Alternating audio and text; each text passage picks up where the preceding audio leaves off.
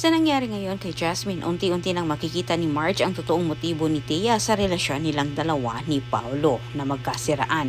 Ikinagalit ni Marge ng husto ang panunulsol ni Thea dito kay Jasmine dahil alam niya na sinisiraan umano siya ni Thea sa kanyang anak. Hindi nakapagpigil itong si Marge, kinumprontan niya itong si Thea pero humantong sila sa matinding sagutan.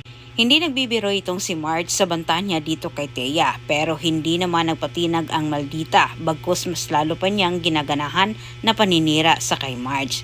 Matapos namang nalaman ni Thea ang date umano sa mag-asawa, gumagawa din ito ng paraan para magkagalit at lumayo itong si Paolo kay Marge. Si Jasmine ang kanyang ginamit.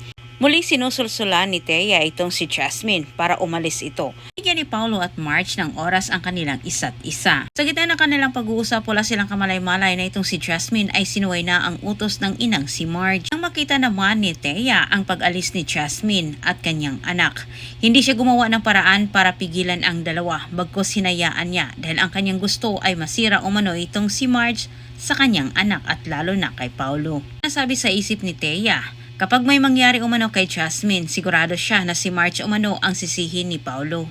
Sa kabilang banda, iba naman ang nararamdaman ni Marge. Kinakabahan siya kahit sinabi din niya dito kay Paolo na kailangan na nilang umalis.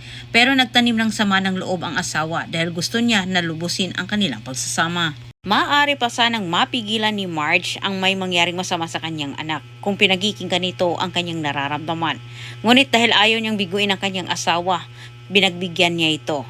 Pero sa mga oras na iyon, wala silang kamalay-malay na bigla na lang sila sa kanilang pag-uwi nang ibinalita din sa kanilang yaya na wala na itong si Jasmine umalis. Dalawang anak ni Paolo ay napahamak na. Sinisisi ni Marge itong si Thea.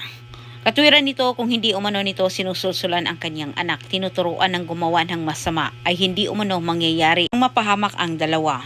Pero mas lalong ikinagulat naman ni Marge na sa unang pagkakataon niyang narinig na pinagtanggol ni Paolo itong si Thea. Imbis iniiwasan ni Paolo na matuklasan ni Marge ang kanyang kasalanang nagawa. Pero nandahil kay Thea, tilang bigla itong malaman ni Marge. Antabayan na po yung susunod kong update. Salamat sa pagtanaw o ayaw kalimot pag-subscribe sa akong channel.